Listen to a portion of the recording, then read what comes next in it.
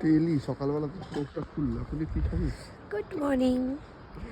আজকে আমার সকালটা কিছু এরকম।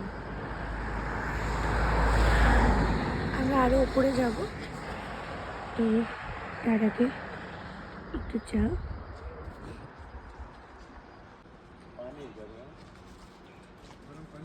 গরম গরম।